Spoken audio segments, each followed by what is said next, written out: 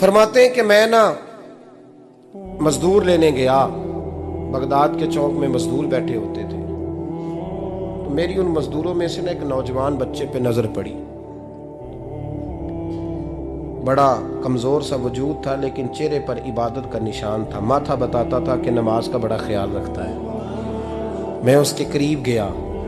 चेहरे भी बड़ा कुछ बताते हैं ना, चेहरों में भी बड़ी रानाई होती है। फरमाते हैं मैं करीब गया, मैंने उसको कहा बेटे मजदूरी करोगे? तो कहने लगा मजदूरों में बैठा हूँ तो हुजूर मजदूरी के लिए ही तो बैठा हूँ। तो मैंने कहा कि चलो फिर। कहने लगा नहीं मेरी कुछ शर्तें। मैंने कहा बताओ। कहने लगा पहली शर्त यह है कि लोग 4 दिनार दिहाड़ी लेते हैं, मैं 3 दिनार लूँगा। मैंने कहा यार भाई तो बड़ी बेहतरीन है, बाकी भी इस तरह की रख ले। उसने कहा हुजूर दूसरी शर्त यह है कि मैं आपकी मुकम्मल बात मानूंगा, लेकिन जब अजान हो जाएगी फिर आपकी नहीं सुनूंगा। तीसरी बात उसने ये की कि हुजूर मैं आपके घर में काम करूंगा पर आपके किसी सवाल का जवाब नहीं दूंगा। कहते मैंने कहा यार तू बड़ा अजीब है, शर्तें तो मालिकों की होती हैं। कहने लगा जी बहरहाल मैं शर्तें लगा के जाता हूँ। फरमाते मैं उसे घर ले आया, काम मैंने उसको बताया, तो जो काम मजदूर सारे दिन में करता है ना उसने 2 घंटे में ही कर दिया। हमारे मजदूर सिगरेट पीने में भी तो आधा घंटा लगाते हैं, वो चाय पीने जाएं तो पौना घंटा वहां। उनको भी तो दयानतदारी करनी चाहिए कि नहीं करनी चाहिए? ने मुआहदा किया है ना जी, तो पूरा उतरना चाहिए ना। कहते 2 घंटे में। अब काम जब बंदा शुरू कराता है तो काम और निकल आता है। कहते काम मैंने उसको और बता दिया, वो करने लगा। उसने मिट्टी निकाल के रखी थी बाहर रास्ते में, तो अजान हो गई जोर की। उसने वहीं कुदाल छोड़ी कही और चलने लगा। तो मेरा बेटा कहने लगा इसको जरा बराबर कर दो। कहने लगे चुप कर जा, तेरे बाप से बात हुई थी, जब अजान होती है तो मैं किसी और की नहीं सुनता, सिर्फ अल्लाह रसूल की सुनता हूँ। कहते मस्जिद चला गया, नमाज पढ़ के आया तो दोपहर का वक्त था। मेरी बीबी कहने लगी इसको को खाना खा ले। कहते हमने कहा खाना खा लो, तो कहने लगा मैंने रोजा रखा हुआ, रमजान भी नहीं था, नफली रोजा रखा हुआ। फरमाते हैं शाम हुई, मैंने 3 दिनार दिए। तो मैंने कहा तेरा नाम क्या है? कहने लगा मैंने आपसे कहा था मैं किसी सवाल का जवाब नहीं दूंगा। कहते वो चला गया। अगले दिन मैं फिर लेने गया उसे, काम कुछ और निकल आए। तो लोगों ने बताया वो सिर्फ हफ्ते वाले दिन आता है।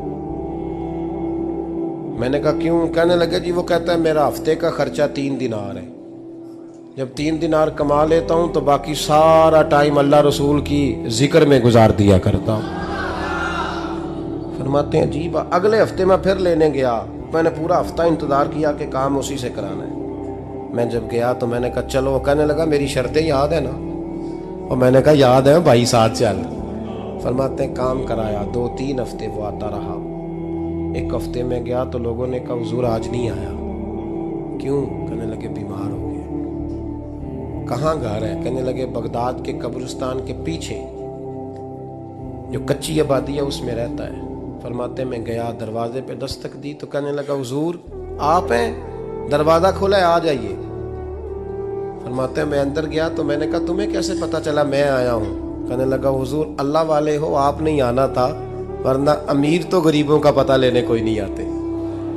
कहते मैं करीब गया तो कहने लगा मैं आपका इंतजार कर रहा था, तेज बुखार है, तप रहा। जेब से कुछ पैसे निकाले, कहने लगा ये पैसे रख लें। एक अंगूठी निकाली,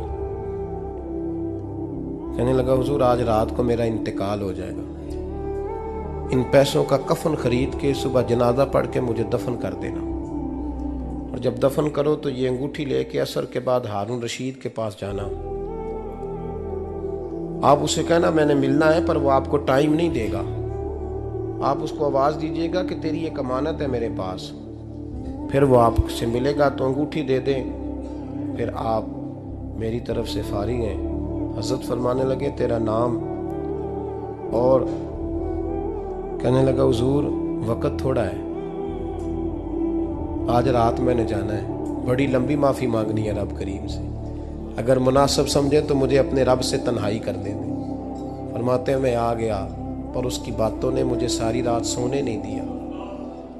फरमाते हैं सुबह बड़ी मुश्किल से सूरज निकला, मैं गया दरवाजे पे हाथ रखा तो दरवाज़ा खुला हुआ था। अंदर दाखिल हुआ तो खुशबुएं मेरा इस्तकबाल कर रही थी। जब चेहरे से कपड़ा हटाया तो उसका तो इंतकाल हो चुका। इंतकाल हो चुका है, ऐसे है जैसे किसी का दीदार करके सोया। कहते मैं तो 2 आदमी ले गया था जनाजे पे, पर पता नहीं दुनिया किधर किधर से आई, कहां कहां से। अखां जदों मीटियां जमाना मैनू रोवेगा, अपना ते अपना बेगाना मैनू रोवेगा। फरमाते हैं मैं तो 2 बंदे ले गया था, पर पता नहीं मखलूक कहां कहां से आई। जनाजा पड़ा, दफन किया। हारून रशीद के पास में असर के बाद गया, मैंने बुलाना चाहा पर बादशाह था, मेरी तरफ देखा ही नहीं। मैंने उसको कहा तेरी एक अमानत मेरे पास है। फरमाते हैं वो मुझे कोने पे ले गया, क्या बात है, कमरे में बुलाया, मैंने अंगूठी दी। हारून रशीद तो चीखे मारने लगा, कहने लगा अंगूठी वाला कहाँ है? मैंने कहा वो तो इंतकाल कर गया। कहने लगा मुझे कब्र पे ले चल। कहते मैं कब्र पे लाया तो वो लेट गया, तड़प के रोने लगा। मैंने कहा मेरा कलेजा फट जाएगा, ना उसने कुछ बताया ना तूने बताया, ये कौन था? तो हारून रशीद कहने लगा ये मेरा बेटा था।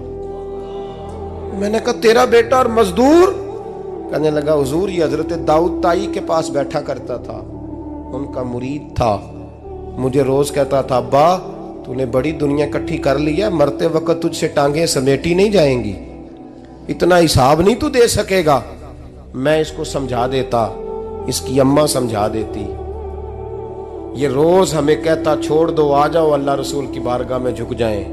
हम समझ। एक दिन ये चला गया, कहने लगा फिर तुम्हारा रास्ता और है और मेरा रास्ता और है। ये सोने की अंगूठी गलती से इसके पास रह गई, गलती से हीरे की अंगूठी चली गई। कहने लगा देखो मेरे बेटे ने आज वो भी वापस कर दी है।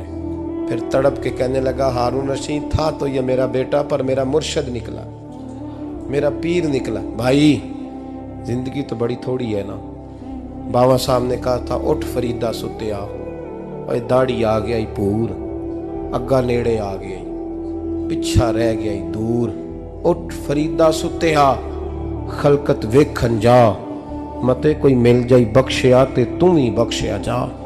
उठ फरीदा सुत्या झाड़ू दे मसीत, तू सुते रब जागदा, तेरी डाडे नाल परीत। मेरा रब हमें भी अपनी बारगाह में कबूल फरमा।